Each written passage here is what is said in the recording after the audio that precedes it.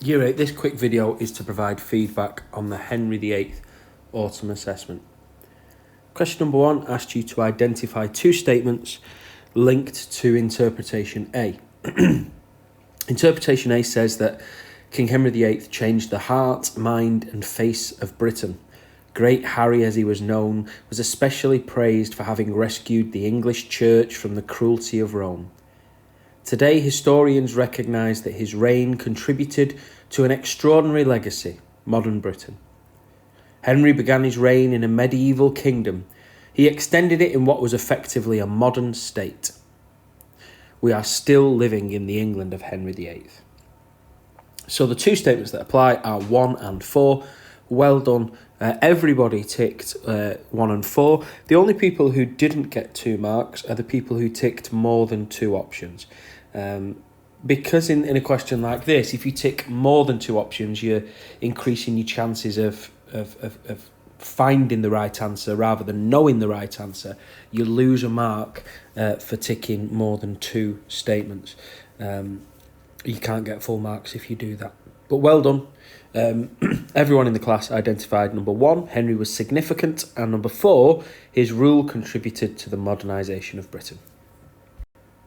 Lots of people got full marks in question number 2, and well done to those people. I've picked out Fatima's answer here, which is really well laid out and well structured. So you can see that Fatima straight away tells us that Henry VIII is a selfish ruler according to interpretation B, and then straight away Fatima goes on to give me a quote. This was Henry through and through, a man of unstoppable greed and a lack of pity, who made his country a place of fear. So we've got a quote from the interpretation to back up the assertion at the beginning. And then that happens again. Interpretation A gives the impression that he changed Britain for the better, and then we've got another accurate quote. So 2 accurate assertions with 2 quotes from the sources, 4 marks out of 4, well done. The last question proved to be the trickiest. Now, most people got 3 marks out of 4 in this answer, and that is because we were very good at identifying why the 2 authors are different, but we needed to provide examples from our own knowledge to support those comments. Let's take a look at Alina's first.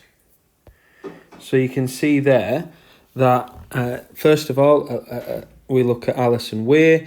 She talks about interesting Tudors who are significant. And then you can see Alina's gone back and entered that star to say, during Henry's reign, the Church of England rose, which is still here, so he made an impact on the modern day. So there's knowledge there that Henry created the Church of England, and you can use that to back up the point that Henry VIII is an interesting individual to study. And then it says Ronald Hutton goes into more detail.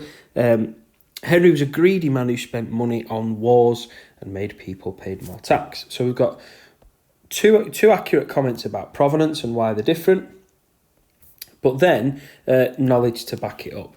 And finally, let's look at D as another example.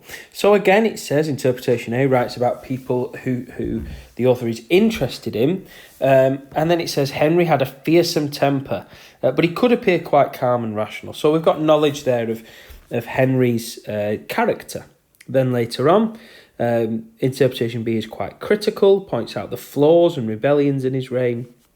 And it says, to his nobles, King Henry would have appeared tempestuous and selfish, and this is the view that B took. To his citizens, he seemed smart and calm because they didn't see his temper. So there's good knowledge there, again, about Henry's character and what Henry was like as a person that we can use as backup knowledge to that answer. So, what I would like you to do is I'd like you to look at your marks for answers 1, 2 and 3, and I want you to go back and I want you to add comments on how you might improve your answers next time, be it for question 1, 2 or 3. I want you to add comments where you can look back in the future and figure out how to gain full marks in that question type.